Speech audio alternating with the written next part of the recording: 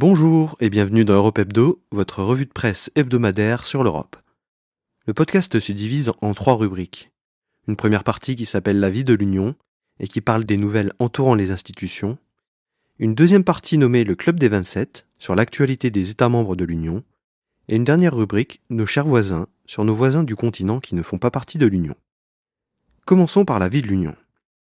La Belgique prend la présidence du Conseil de l'Union européenne à partir du 1er janvier.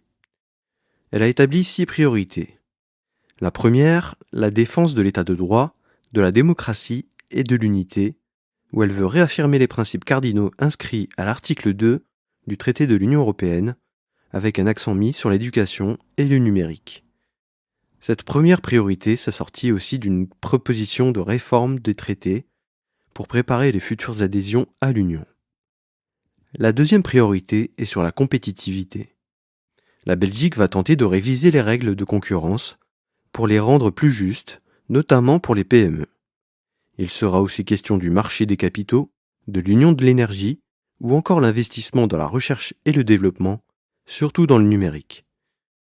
La troisième priorité est l'écologie. La présidence belge veut accentuer les efforts sur l'économie circulaire et la transition vers les énergies renouvelables à travers des investissements de l'Union. La quatrième priorité est le social et le sanitaire. L'objectif est de tendre vers un dialogue social renforcé et un renforcement de l'économie sociale. Sur le volet sanitaire, la présidence belge veut renforcer la souveraineté européenne dans le domaine des médicaments, dont certains peuvent faire l'objet de pénuries ces derniers temps. La cinquième priorité est la protection des individus et des frontières. Ici, c'est le sulfureux pacte sur l'asile et les migrations que la Belgique va tenter de faire passer avant la fin de la mandature, en renforçant le cadre juridique sur le territoire de l'Union, tout en faisant sous-traiter les demandes d'accueil dans les pays de transit et d'origine.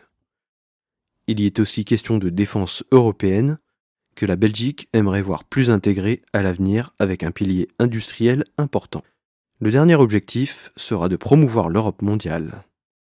Cette Europe mondiale se voudra être plus résiliente et autonome avec une politique étrangère plus durable. La présidence belge doit aussi faire face à plusieurs challenges qui sont internes mais peuvent très bien affecter le bon déroulement de ce semestre.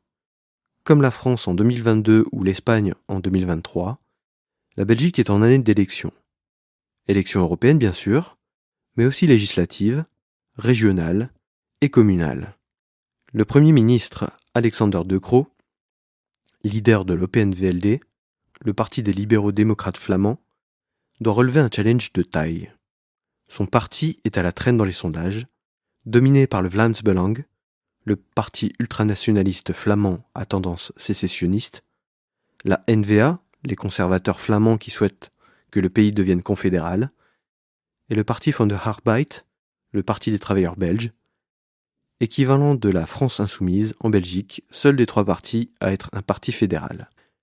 La coalition arc-en-ciel belge, qui va des Verts aux libéraux-démocrates, pourrait bien montrer des signes de désunion avant les élections. Le leadership d'Alexander De Croo pourrait aussi être perturbé par les différents niveaux de gouvernance belges. D'abord Adja Labib, sa ministre des Affaires étrangères et du Commerce international, qui doit présider la majorité des réunions du Conseil, a été très critiquée cet été pour avoir délivré des visas à des dignitaires iraniens et avait même proposé sa démission. Mais il y a aussi les ministres des Affaires étrangères des régions qui sont tout à fait légitimes constitutionnellement à siéger au Conseil de l'Union européenne. Il se dit par ailleurs qu'Alexander De Croo aimerait être candidat au Conseil européen, la mission de Charles Michel prenant fin en novembre, voire même plus tôt puisque Charles Michel s'est déclaré candidat en tant que tête de liste du mouvement réformateur, le parti libéral-démocrate francophone, pour les élections européennes. Une candidature qui pose question puisqu'il ne pourra pas être à la fois candidat au Parlement européen et président du Conseil européen. Les États membres devront alors accélérer le calendrier de sa succession et procéder au choix du futur président du Conseil européen, vraisemblablement fin juin.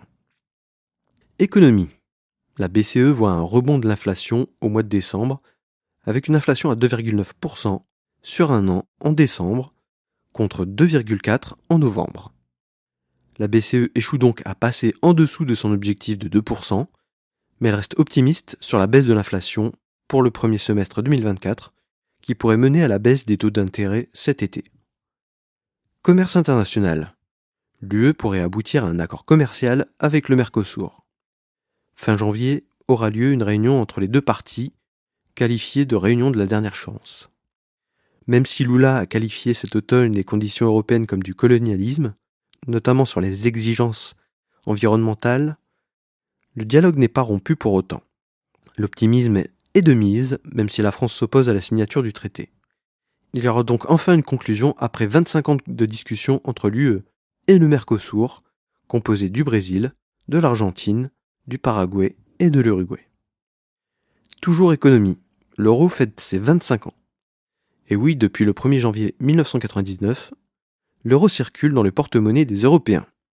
À partir de cette date, les Français, les Belges, les Néerlandais, les Luxembourgeois, les Allemands, les Italiens, les Autrichiens, les Espagnols, les Finlandais, les Irlandais et les Portugais pouvaient utiliser l'euro en plus de leur devise nationale et avoir le double affichage des prix. La comptabilité nationale s'effectuait alors en euros. La Grèce devient le 12e pays membre de la zone euro avant qu'elle ne devienne la devise unique de ces pays le 1er janvier 2002. Santé publique. La Commission européenne veut s'attaquer aux sachets de nicotine. Aussi appelés push ou nicotine pads, ces petits sachets que l'on glisse entre la lèvre et la mâchoire supérieure n'est pour l'instant pas encadré. Seuls la Belgique, les Pays-Bas et l'Allemagne en ont interdit la vente. La nicotine n'étant pas à proprement parler du tabac, elle n'est pas encadrée par la législation sur le tabac. Avec le boom des ventes, notamment auprès des publics jeunes, la vente a été doublée dans certains pays européens. Le cabinet de recherche Open Evidence recommande l'interdiction alors que l'industrie veut s'auto-réglementer. Pour échapper à l'interdiction, les industries du tabac veulent auto-limiter les taux de nicotine dans les sachets en les comparant aux cigarettes et aux cigarettes électroniques. Parlement européen. Le Parlement européen veut accélérer le rythme pour la fin de mandat. Il y a 140 textes à faire passer d'ici la fin avril et le Parlement compte bien en faire le maximum. Comment ? En augmentant le nombre de sessions de vote. Le Parlement veut intensifier ses discussions avec le Conseil de l'Union européenne, son co-législateur, pour faire passer un maximum de textes, comme par exemple le pacte Asile et Immigration, le règlement sur l'intelligence artificielle, une série de textes du pacte vert européen ou la réforme du budget de l'UE. Cette accélération est due à une double crainte. Les projections de vote qui donnent l'extrême droite en net progrès aux européennes au mois de juin, et la présidence hongroise du Conseil de l'UE au deuxième semestre 2024. Passons désormais au club des 27. Allemagne. Des inondations de grande ampleur remettent en question la stratégie allemande. En cette première semaine de l'année, comme dans le Pas-de-Calais et dans le nord-est de la France, les cours d'eau ont débordé. La faute à un sol devenu trop imperméable à cause des sécheresses répétitives et des pluies incessantes depuis la fin octobre. La Rhénanie du Nord-Westphalie, la Hesse, les Länder de Saxe-Anhalt, de Bavière et de Thuringe sont particulièrement touchés. C'était déjà un peu le cas avant Noël. L'armée allemande est appelée en renfort pour venir au secours des sinistrés. Les projections pour l'avenir semblent indiquer que les crues risquent de se répéter à l'avenir. Le plan national de prévention des inondations, lancé en 2013, a vu seulement 15% des projets votés réalisés. Seulement, c'est une compétence des Länder qui n'ont pas tous les mêmes budgets, ni les mêmes priorités. Des inondations qui bousculent aussi la coalition allemande sur la stratégie à adopter. Les sociodémocrates du SPD et les Verts de Die Grünen souhaitent contracter de la dette pour répondre à ces catastrophes naturelles, alors que les libéraux-démocrates du FDP sont contre. La constitution allemande dispose que la fédération allemande ne peut s'endetter qu'à hauteur de 0,35% du PIB, sauf en cas d'urgence. C'est ce qu'on appelle le frein constitutionnel. Les Verts et les sociodémocrates souhaitent réformer ce frein afin de pouvoir investir dans des infrastructures et dans l'économie allemande. Les partenaires de la coalition gouvernementale se sont déjà écharpés sur le budget 2024, où il a fallu diminuer les coûts pour combler le déficit. Les libéraux disent que l'Allemagne n'a pas besoin de s'endetter pour venir en aide aux sinistrés. Encore en Allemagne, des procureurs enquêtent sur des soupçons de sabotage d'un pipeline de gaz naturel liquéfié. Des petits trous ont été détectés sur un pipeline en construction dans le nord de l'Allemagne. Il y en avait 3 de 10 mm chacun à différents endroits du pipeline en novembre. Le pipeline a été réparé. Le gaz naturel liquéfié est l'alternative au gaz russe après les sanctions envers la Russie et le sabotage de Nord Stream. Toujours en Allemagne, les gaz à effet de serre tombent à leur plus bas niveau depuis 70 ans. L'Allemagne a émis 673 millions de tonnes équivalent CO2, ce qui représente 46% de moins qu'en 1990. C'est le niveau d'émission le plus faible depuis les années 1950. C'est 49 millions de tonnes de moins que l'objectif annuel fixé par la loi allemande sur le climat. La cause ? Les prix de l'énergie qui ont forcé les Allemands à moins consommer et les industries à moins produire. Moins de consommation, c'est moins de production d'électricité, notamment des centrales à charbon. C'est aussi grâce à des sources d'énergie renouvelables en croissance constante, représentant en 2023 56% du mix énergétique, l'objectif étant d'atteindre 80% pour 2030. Et les industries lourdes ont aussi dû ralentir, voire cesser leurs activités, la faute à une facture de gaz trop importante, la production reculant alors de 11%. Cependant, l'Allemagne n'a pas rempli ses objectifs de décarbonation dans ses investissements dans les transports et le bâtiment. France. Le gouvernement réforme les modalités de vote pour les élections européennes. Le 31 décembre 2023, la France a publié un décret qui concerne principalement le vote par procuration. Il ne sera plus nécessaire de se déplacer au commissariat ou à la caserne de gendarmerie pour faire valider sa procuration. Tout se passera en ligne via le site internet maprocuration.gouv.fr avec une pièce d'identité vérifiée sur l'appli France Identité ou son site internet. La date limite pour la procuration n'est pas encore fixée. En ce qui concerne les bulletins de vote, les bulletins imprimés en noir et blanc ne seront plus frappés de nullité. Les autres motifs de nullité sont par contre maintenus.